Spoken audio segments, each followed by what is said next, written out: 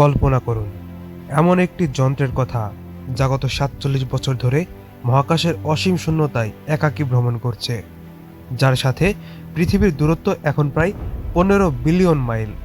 এটি মানুষের তৈরি এমন এক দূত যা আমাদের সৌরজগৎ ছেড়ে এমন এক জায়গায় পৌঁছে গেছে যেখানে কোনোদিন কোনো মানুষের পক্ষে পৌঁছানো সম্ভব নয়।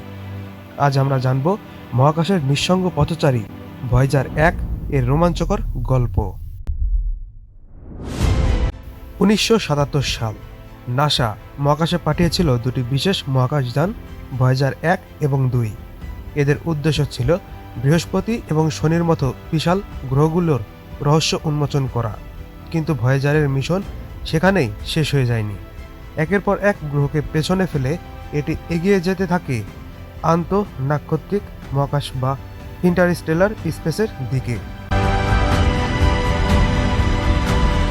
ভয়েজার ১ শুধু একটি যন্ত্র নয়, এটি ছিল ভিন গ্রহের প্রাণীদের কাছে পৃথিবীর একটি পরিচয়পত্র। এর ভেতরে রাখা হয়েছে একটি গোল্ডেন রেকর্ড, যেখানে আছে মানুষের কথা, পাখির ডাক, বৃষ্টির শব্দ এবং পৃথিবীর ৫৫টি ভাষার শুভেচ্ছা বার্তা, যার মধ্যে আমাদের প্রিয় বাংলা ভাষাও রয়েছে। যদি কখনো কোনো উন্নত ভিনগ্রহী সভ্যতা এটি খুঁজে পায়, তারা জানতে পারবে এই মহাবিশ্বে আমরাও ছিলাম। ১৯৯০ সালে পৃথিবী থেকে ৬০০ কোটি কিলোমিটার দূরে দাঁড়িয়ে ভয়েজার একটি ছবি তুলেছিল। সেই ছবিতে পৃথিবীকে দেখাচ্ছিল ধূলিকণার মতো একটি নীল বিন্দু হিসেবে। বিখ্যাত বিজ্ঞানী কার্ল সেগান যার নাম দিয়েছিলেন প্লে ব্লু ডট।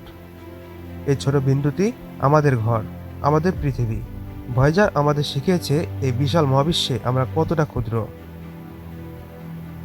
ভয়েজারের জ্বালানি প্রায় শেষ হয়ে আসছে। আগামী কয়েক বছরের মধ্যে হয়তো পৃথিবীর সাথে এই সব যোগাযোগ বিচ্ছিন্ন হয়ে যাবে। কিন্তু যোগাযোগ বন্ধ হলেও ভয়েজার থামবে না। হাজার হাজার বছর ধরে এটি মিল্কি ওয়ে গ্যালাক্সির অন্ধকার পথে চলবে। মানুষ হয়তো কোনোদিন থাকবে না, কিন্তু মানুষের চিহ্ন হিসেবে ভয়েজার টিকে থাকবে কোটি কোটি বছর। মহাকাশের এই নিঃসঙ্গ যাত্রীর গল্প আপনার কেমন লাগলো? আমাদের বাংলা ভাষা মহাকাশে ঘুরছে, এটি ভেবে আপনার গর্ব হচ্ছে? কমেন্টে জানান। মহাকাশের আরও রহস্য জানতে সাবস্ক্রাইব করুন পরি ফিল্মকে।